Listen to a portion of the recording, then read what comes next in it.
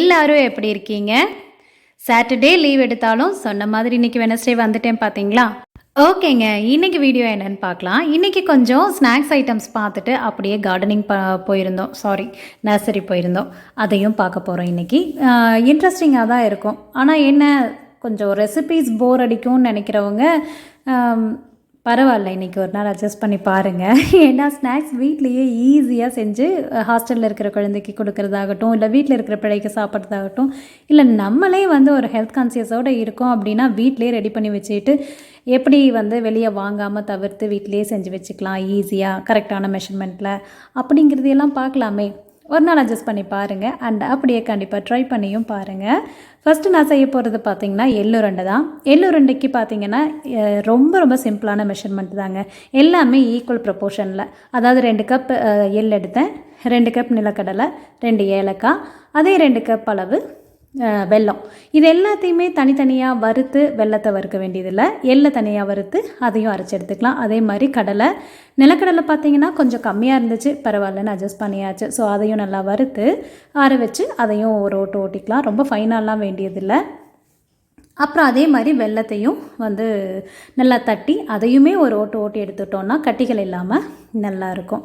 So இந்த மாதிரி எல்லாத்தையுமே ஈக்குவல் ப்ரப்போர்ஷனில் எடுத்து அதை தனித்தனியாக வறுத்து தனியாக அதே மாதிரி அரைச்சின்னா பல்ஸ் மோடில் போடுங்க.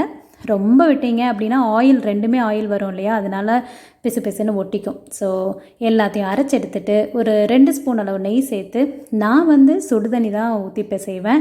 பால் அந்த மாதிரியெல்லாம் ஊற்றினோன்னா சீக்கிரம் கெட்டுரும்.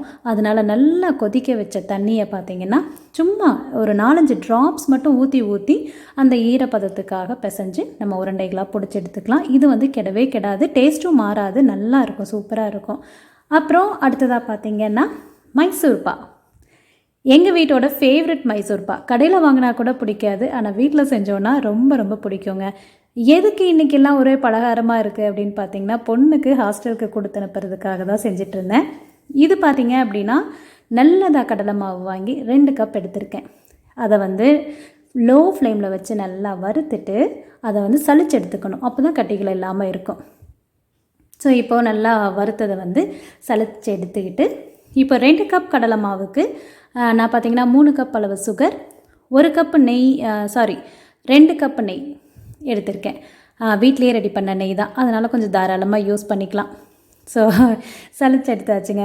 இப்போது 3 கப் அளவு சுகர் போட்டு 1 கப் அளவு தண்ணி ஊற்றி அதை வந்து கொதிக்கட்டும், அதாவது கம்பிப்பதம் வரணும் இல்லையா, அதுக்காக வச்சுருக்கேன். அதுக்குள்ளே நம்ம மாவை வந்து சளிச்ச கடலை மாவை வந்து நெய் ஊற்றி நல்லா மிக்ஸ் பண்ணிக்கலாம், கட்டிகள் இல்லாமல். ஸோ நம்ம வந்து கிளறதுக்கு ஈஸியாக இருக்கும். நல்லா இந்தளவு நல்லா கரைச்சி எடுத்தாச்சுங்க. இது பார்த்திங்கன்னா ஒரு 1.5 கப் அளவு ஊற்றினேன், சரியாக இருந்துச்சு. ஸோ இப்போ வந்து இதையும் நல்லா கொதிச்சு வந்துருச்சு ஜீரா. இப்போ கம்பிப்பதம் பார்த்தோம் அப்படின்னா நல்லா 1 ஸ்ட்ரிங் கம்பிப்பதம் வரணும். நல்லா பிசுக்குன்ற 2 விரலில் நல்லா கம்பி ஃபார்ம் ஆகணும். அதுக்கப்புறமா நம்ம கலக்கி வச்சுருக்கிற கடலை மாவு நெய்யை ஊற்றி மிக்ஸ் பண்ணிக்கிட்டே இருந்தோம் அப்படின்னா கொஞ்ச நேரத்தில் நமக்கு வந்து பொரன்னு நுர பொங்கி அது மாதிரி அது நல்லா தெரியும் உங்களுக்கு. அந்த டைமில் இறக்கிடலாம். அதுக்கு முன்னாடியே நம்ம என்ன பண்ணணும், நம்ம ஊற்ற போகிற பிளேட்டை வந்து நெய் தடவி வச்சுருக்கணும். ஸோ நல்லா நுரைச்சி வருங்க. கீழே வந்து நம்ம கலரிக்கிட்டே இருக்கணும் அடி பிடிக்காமல் இருக்கிறதுக்காக. நான் வேறு ஸ்டெயின்லெஸ் ஸ்டீல் கடாய் எடுத்துட்டேன்னா கொஞ்சம் பார்த்து கிண்டிக்கிட்டே இருக்க வேண்டியதாக இருந்துச்சு. பாருங்கள், இந்த மாதிரி பொரன்னு வந்ததுக்கப்புறம் நெய் தடவி வச்சுருக்கிற பிளேட்டில் போட்டு அப்படியே லேசான ஒரு கட்டிங் மட்டும் கொடுத்து நம்ம ஆற விட்டுட்டோம் அப்படின்னா கொஞ்சம் ஆறுனதுக்கப்புறம் பீசஸாக போட்டுக்கலாம். ரொம்ப நல்லா டேஸ்ட்டாக இருக்கும். அதே மாதிரி நம்ம நெய்யும் பார்த்திங்கன்னா கொஞ்சம் தாராளமாக ஆட் பண்ணணும். எந்த அளவு நெய் சேர்த்துறோமோ அந்தளவு மைசூர்பா நல்லா சாஃப்டாக வரும். சிலர் பார்த்திங்கன்னா 1 கப் ஆயில் 1 கப் நெய்யும் சேர்த்து செய்வாங்க. என்கிட்ட கொஞ்சம் நெய் அக்கா கொடுத்து விட்டதும் இருந்ததுனால நான் நெய்யே சேர்த்துக்கிட்டேன். இந்த அளவு நெய்யை சேர்த்து ஒரு ஸ்நாக்ஸை செஞ்சோம் அப்படின்னா எப்படி உடம்புக்கு நல்லது அப்படின்னு சிலர் நினைக்கலாம். நம்ம வந்து இது அத்தனையும் நம்மளே சாப்பிட போகிறது கிடையாது. மீறி போனால் 3 பீஸ் 4 பீஸ் அப்படின்ட்டு ஒருத்தருக்கு வரும், அவ்வளோதான் இல்லையா. ஸோ கடையில் வாங்கி சாப்பிட்ற அன்ஹெல்தி ஸ்நாக்ஸுக்கு இது எவ்வளவோ பரவாயில்ல அப்படிங்கிறது தான் எங்களோட கருத்து. ஸோ அதனால் எப்போவாவது செஞ்சு சாப்பிட்றப்போ அதுவும் ஒரு 3-4 பீஸ் ஒரு நாளைக்கு ஒரு பீஸ் அப்படின்னு வச்சுக்கிட்டாலும் ஒன்றும் தப்பில்லை. ஸோ இப்போது மைசூர் பாக் முடிஞ்சிச்சு, நல்லா சாஃப்டாக வந்துருந்துச்சு. அடுத்ததாக காரமாக ஒன்று வேணும் இல்லையா, ரெண்டுமே ஸ்வீட்டாக செஞ்சாச்சு. ஸோ அதனால் ஹெல்த்தியாக ஒரு ஸ்நாக்ஸ் செய்யலாம், ரொம்ப ஈஸியும் கூட. இது நல்ல காரசாரமாக செம்மையாக இருக்கும், ஸ்டோர் பண்ணியும் வச்சுக்கலாம். 1/2 கிலோ கோதுமை மாவு, ஒரு 4-5 பூண்டு, கொஞ்சமாக ஒரு 1/2 டீஸ்பூன் அளவு சீரகம், ஒரு பச்சை மிளகாய் சேர்த்து நல்லா அரைச்சி எடுத்துக்கோங்க. அது கூடவே மஞ்சத்தூள் 1 ஸ்பூன், காரத்துக்கு தகுந்த மாதிரி வரமிளகாத்தூள், கறி மசாலா பவுடர் 1 ஸ்பூன், உப்பு தேவையான அளவு, கொஞ்சமாக ஒரு 1/2 டீஸ்பூன் அளவு பேக்கிங் சோடா போட்டு நல்லா மிக்ஸ் பண்ணிக்கோங்க. இப்போது கொஞ்சம் கொஞ்சமாக தண்ணியை ஊற்றி நம்ம பூரி மாவுக்கு எப்படி டைட்டாக பிசைவோமோ அந்த மாதிரி பிசைஞ்சு நல்லா ஒரு 1/2 மணி நேரம் ஊறட்டும் வச்சிடலாம். அதுக்கப்புறமா ஆயில் ஊற்றி அது சூடாகட்டும். அதுக்குள்ளே சப்பாத்தி மாவு மாதிரியே தேய்ச்சி நம்ம வந்து ஸ்கொயர் ஷேப் இல்லைனா சர்க்கிள் ஷேப், டைமண்ட் ஷேப், எந்த ஷேப் உங்களுக்கு விருப்பமோ அந்த ஷேப்பில் கட் பண்ணி அதில் வந்து ஃபோர்க்கை வச்சு நல்லா ஓட்டையை போட்டுக்கோங்க. அப்போ தான் அது உப்பி வராமல் இருக்கும். ஸோ அந்த மாதிரி போட்டதுக்கப்புறம் சூடான ஆயிலில் பொரிச்சு எடுத்துடலாம். செம்ம டேஸ்ட்டாக இருக்கும். ஆனால் ஓட்டை கண்டிப்பாக போட்டுக்கோங்க, இந்த மாதிரி வச்சு குத்தி எடுத்துக்கோங்க.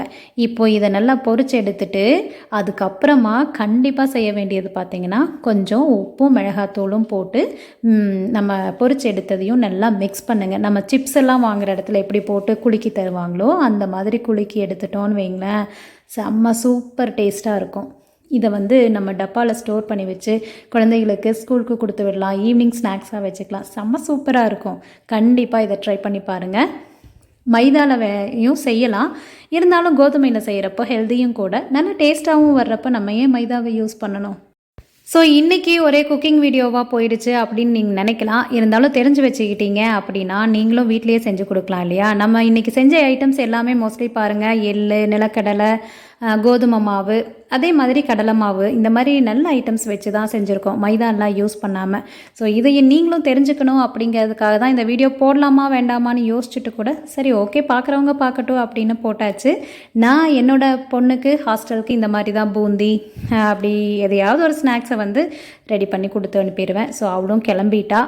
நான் கொண்டு போய் ட்ராப் பண்ணி விட்டுட்டு இனி அடுத்ததாக பார்த்திங்கன்னா நம்ம நர்சரி போகிறோம். அந்த வீடியோவை கண்டிப்பாக பாருங்கள், ஸ்கிப் பண்ணாமல். ரொம்ப ரொம்ப சில்லுன்னு குளுக்குளுன்னு நல்லாயிருக்கும். அதுக்கு முன்னாடி நான் செஞ்ச ஸ்நாக்ஸையும் பார்த்துடலாமா. ஸோ அவளுக்கு கொடுத்து விட்டுட்டு அதுக்கப்புறமா பார்த்திங்கன்னா வீட்டில் ஸ்டோர் பண்ணி வைக்கிறதுக்கும் சேர்த்தியே தான் செஞ்சுருந்தேன்.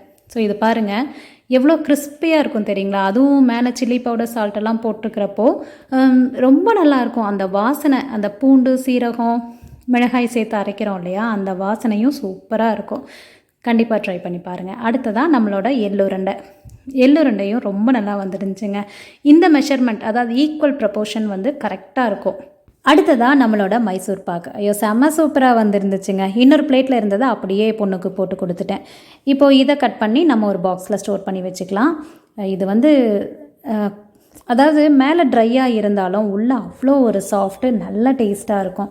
நம்ம வீட்டில் வாங்குறது கடையில் வாங்குறது கூட திகட்டிடும் ஒரு மாதிரி. ஆனால் இது அப்படி இருக்காது, நீங்கள் எத்தனை சாப்பிட்டீங்கன்னாலும் சாப்பிட்டுக்கிட்டே இருக்கலாம், அந்தளவு ரொம்ப நல்லாயிருக்கும்.